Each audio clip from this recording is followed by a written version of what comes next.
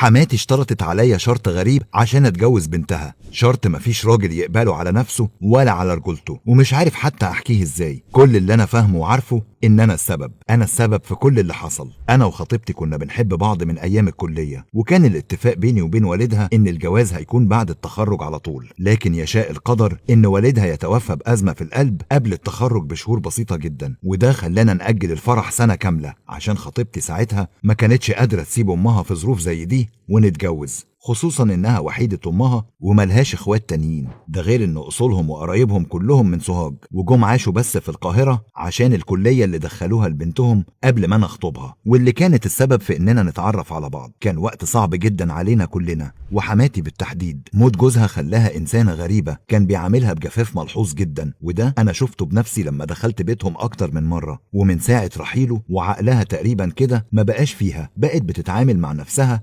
اكنها لسه شابة صغيرة وعايزة اهتمام مننا كلنا، لدرجة انها كانت بتغير مني ومن بنتها بسبب قصة حبنا لبعض. ولما سألنا دكاترة عن سبب التغيير اللي حصل لها ده، كانوا بيردوا علينا وبيقولوا لنا انها عاشت سنين طويلة صعبة بسبب شريك حياتها اللي كان مهمشها ومتجاهل احتياجاتها بشكل تام، وبعد صدمة وفاة جوزها مخها رجع تاني لاخر فترة زمنية هي كانت سعيدة فيها، وهي فترة شبابها قبل ما تتجوز. وطبعا كلام زي ده خلانا نتعاطف معاها ونعاملها بحنية واحتواء، يمكن ترجع لطبيعتها في يوم من الايام، لكن الحنيه والاحتواء دول وقعوني انا في مصيبه حقيقيه معاها. وده لما اتصلت بيا في مره عشان اروح ازورها، وساعتها بنتها واللي تبقى خطيبتي ما كانتش موجوده في البيت، ولما رحت وقعدت معاها قالت لي شرط واحد لو نفذته هوافق على جوازك من بنتي، ولو ما نفذتوش وقررت تحكيه لحد يبقى اعتبر ان خطوبتكم اتفشكلت كلها من النهارده. ساعتها حسيت بتوتر صعب جدا وبقيت ببلع ريقي وانا مش مطمن للي جاي. ولما سالتها ايه هو الشرط ده يا حماتي، لقيتها بتجاوب وبتقول انك تبات معايا هنا في البيت منين محتاجك، والاكل والفراخ واللحمه اللي بتجيبها لمراتك تجيب لي منهم قبلها، وحتى اللبس وقمصان النوم، ما انا اصلي ست عايقه طول عمري وبحب الدلع. والاهم من كل ده اني حتى لو طلبت منك تحميني وانا من غير هدوم خالص تسمع كلامي بدون اي مناقشه، ولما تيجي عشان تبات معايا ساعتها تبقى عامل حسابك انك هتنام جنبي، عشان انا من ساعه المرحوم الله يرحمه وانا بخاف انام لوحدي. ها قلت ايه؟ ده كان الكلام اللي قالته لي حماتي بكل جبروت. هي فاكره اني هصدق انها عايزه تقرب مني بالشكل ده عشان بتعتبرني زي ابنها مثلا، لكن انا مش مغفل للدرجه دي، وكنت فاهم انها بتحاول تخطفني من بنتها باي شكل عشان اهتمامي يبقى ليها هي بس. حقيقي بقت ست مريضه.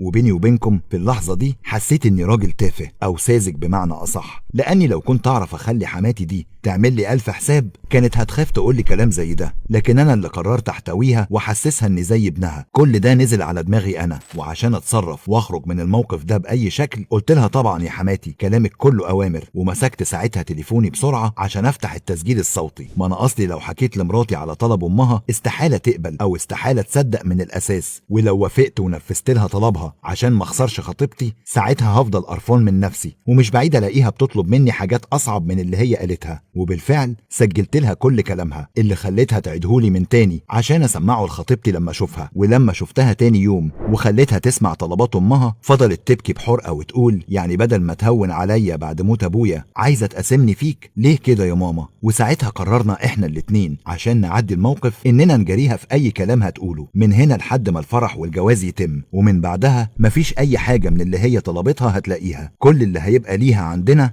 ان بنتها تزورها من وقت للتاني وتطمن عليها وعلى صحتها، واكتر من كده مش هيحصل ابدا.